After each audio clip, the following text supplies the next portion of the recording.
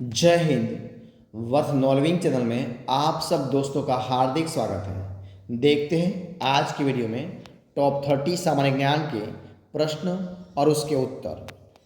तो आपको एक ही वीडियो में एक साथ सारे प्रश्न मिलने वाले हैं, यानी कि सामान्य ज्ञान के प्रश्न, विज्ञान टेक्नोलॉजी, संविधान, स्पोर्ट, कंप्यूटर, इतिहास, भूगोल, इकोनॉमिक्स, सारे प्रश्न आपको एक ही वीडियो में मिलने वाले हैं। तो आप इस वीडियो को अंत तक जरूर देखना। स्टार्ट करते हैं वीडियो की। देखिए सवाल नंबर 1 आपके सामने है, यानी कि जो आज का हमारा वीडियो है वो है भाग नंबर 67 है।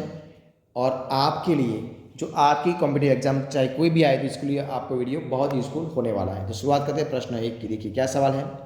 पांचवी बौद्ध परिषद पांचवी बौद्ध परिषद का आयोजन किसने किया था? तो पांचवी बौद्ध परिषद का आयोजन किया था राजा हर्ष ने। किसने किया था? हर्ष ने। बुद्ध का अर्थ क्या है? तो बुद्ध का अर्थ है ज्ञान प्राप्ति। क्या अर्थ है? ज्ञान प्राप्ति है। अगला सवाल, बौद्ध धर्म ने समाज के दो वर्गों को अपने साथ जोड़कर एक महत्वपूर्ण प्रभाव छोड़ा। ये वर्ग कौन से थे? तो ये वर्ग थे स्त्रियों एवं शूद्र। कौन सा था? स्त्रियों एवं शूद्र थे। अगला सवाल, बुद्ध ने अपना प्रथम प्रवचन कहाँ दिया था? तो भगवान बुद्ध ने अपना प्रथम प्रवचन दिया था सारनाथ में। कहाँ दिया था? सारनाथ। धातु से बने सिक्के पहले कब प्रकट हुए थे? तो धातु से बने सिक्के सबसे पहले प्रकट हुए थे बुद्ध के काल में। कब हुए थे? भगवान बुद्ध के काल में प्रकट हुए थे। प्रारंभिक बौद्ध धर्म ग्रंथों की रचना किसमें की गई थी? तो प्रारंभिक बौद्ध धर्मों की ग्रंथ की रचना की गई थी पाली पाठ में। कहाँ पर? पाली पाठ में की गई थी। अगला सवाल, आरंभिक बौद्ध साहित्य किस भाषा में रचे गए? तो आरंभिक बौद्ध साहित्य पाली भाषा में। किस भाषा में? पाली भाषा में रचे गए थे। बौद्धों के पवित्र ग्रंथ का क्या नाम था? तो बौद्धों के पवित्र ग्रंथ का नाम था त्रिपिटक। क्या नाम था? त्रिपिटक था। बौद्ध धर्म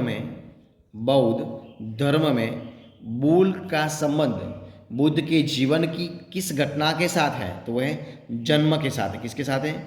जन्म के साथ है। भारत में पाँचवीं शताब्दी के प्राचीन विश्वविद्यालय की स्थापना कहाँ की गई थी? तो स्थापना की गई थी नालंदा में। कहाँ पर की गई थी? नालंदा में की गई थी। बुद्ध को प्रबोध कहाँ प्राप्त हुआ था? तो बुद्ध को प्रबोध प्राप्त हुआ था बोध गया में। कहाँ पर? बोध गया में। बुद्ध, धम्म और संघ मिलकर क्या कहलाते हैं? तो बुद्ध, धम्म और संघ मिलकर त्रिरत्न क्या कहलाते हैं? त्रिरत्न कहलाते हैं। इच्छा सब कष्टों का कारण है, इसका प्रचार करने वाला धर्म कौन सा है? तो इच्छा सब कष्टों का कारण है, इसका प्रचार करने वाला धर्म कौन सा है? तो है बौद्ध धर्म। कौन सा है? बौद्ध धर्म है। बौद्धों के पवित्र अवशेषों पर निर्मित गुंबदाकार छत वाली अर्धगोलाकार संरचना को क्या कहते हैं? तो उनको कहते हैं स्तूप। उनको क्या कहा जाता है? उनको स्तूप कहते हैं। बुद्ध की मृत्यु किस वर्ष में हुई थी? भगवान बुद्ध की मृत्यु किस वर्ष में हुई थी? तो भगवान बुद्ध की मृत्यु हुई थी ईस्वी सन पूर्व 483 में। कब हुई थी? ईस्वी सन पूर्व 483 में हुई थी। भारतीय इतिहास के युगों में से किसके दौरान क्षत्रिय एक विशिष्ट पहचान रखते थे? तो रखते थे बुद्ध के युग में। किसके युग में रखते थे? बुद्ध के युग में क्षत्रिय एक विशिष्ट पहचान रखते थे। कब? तो भारतीय इतिहास के अंदर उस समय जो युग हो गया इसके अंदर। महावीर कौन थे? तो महावीर 24वें तीर्थंकर थे। कौन थे? 24वें तीर्थंकर थे। भारत में जैन धर्म का संस्थापक कौन है? तो भारत में जैन धर्म का संस्थापक है महावीर स्वामी। कौन है? महावीर स्वामी है। कौन है? महावीर स्वामी है। वर्धमान महावीर ने परिनिर्वाण कहाँ प्राप्त किया? तो वर्धमान महावीर ने परिनिर्वाण प्राप्त किया पावापुरी में। कहाँ किया? पावापुरी में किया। जैन साहित्य को क्या कहते हैं?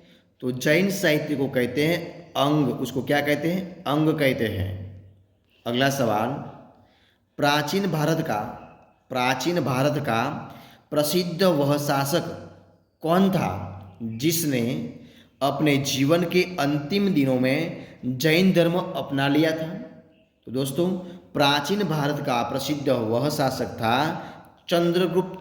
कौन था? चंद्रगुप्त था, जिन्होंने अपने जीवन के अंतिम दिनों में जैन धर्म को अपना लिया था। कौन था? चंद्रगुप्त। दक्षिण भारत में कब? तो दक्षिण भारत में प्रसिद्ध जैन केंद्र कहाँ स्थित है? तो दक्षिण भारत में प्रसिद्ध जैन केंद्र श्रवणबेलगोला में, यानी कि कर्नाटक में है। कर्नाटक में श्रवणबेलगोला में है। भारत में सबसे पुराना लौह युग किससे जुड़ा हुआ है?